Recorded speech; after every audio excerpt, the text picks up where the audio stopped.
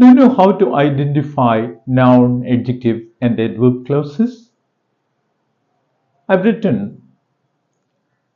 a clause on the board where he was born. ഇതൊരു close ആണെന്ന് അറിയാമല്ലോ. എന്താ കാരണം? എന്താണ് ഒരു ക്ലോസ്? What's a close? ഒരു ക്ലോസ് എന്ന് പറയുന്നത് ഒരു സെന്റൻസ് ആകാം, ഒരു സെന്റൻസിന്റെ ഭാഗവുമാകാം. പക്ഷെ അതിനൊരു സബ്ജക്റ്റും ഫൈനൈറ്റ് വെർബും ഉണ്ടാകണമെന്നുള്ളതേ ഉള്ളൂ. So part of a sentence or a sentence with a subject and a finite verb is called a clause.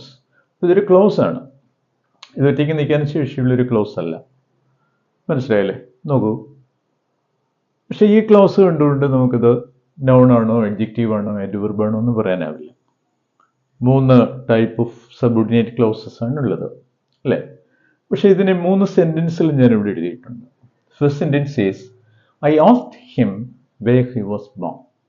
നമുക്ക് രണ്ടും എടുത്ത് വെച്ചാൽ I asked him main clause, where he was born subordinate close ആണ്. ഏത് type of close ആണെന്ന് നോക്കൂ. I asked him what?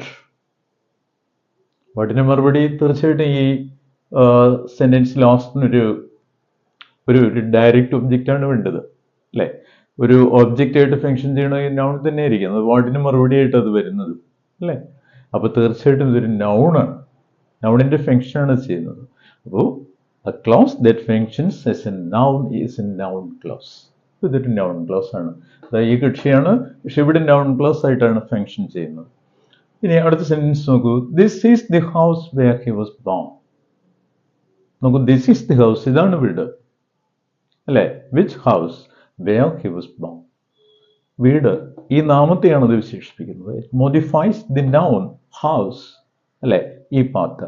അപ്പൊ നാമത്തെ വിശേഷിപ്പിക്കുന്നുവെങ്കിൽ അത് അഡ്ജക്റ്റീവ് ആണ്. ഇനി ഇതൊരു അഡ്ജക്റ്റീവായിട്ട് ഫങ്ഷൻ ചെയ്യുന്നു, അല്ലെ? അതിന് സബ്ജക്റ്റും ഫൈനൈറ്റ് വെർബും ഉണ്ട്. സോ ഇറ്റ്സ് എ ക്ലോസ്, അല്ലെ? അപ്പൊ ഇതൊരു അഡ്ജക്റ്റീവ് ക്ലോസ് ആകാൻ കാരണം എന്താണ്? It functions as an adjective. ഇനി തേർഡ് സെന്റൻസിലേക്ക് വരൂ. He lives where he was born. വീണ്ടും വെയർ ഹി വാസ് ബോൺ ആണ്. പക്ഷേ he lives, where does he live? എവിടെ താമസിക്കുന്നത്?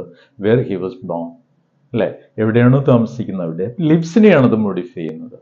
മനസ്സിലായല്ലോ? അപ്പോൾ വെർബിനെ വിശേഷിപ്പിക്കുന്ന ഒരു വാക്കാണെങ്കിൽ അതിനെ അഡ്വേർബ് എന്ന് പറയാമല്ലോ. അങ്ങനെയാണെങ്കിൽ ആ അഡ്വേർബിന് സബ്ജക്റ്റും ഫൈനൈറ്റ് വെർബും കൂടി ഉണ്ടെങ്കിലും ഇറ്റ്സ് എൻ അഡ്വേർബ് ക്ലോസ്, അല്ലെ? അപ്പൊ എന്തൊക്കെയാ?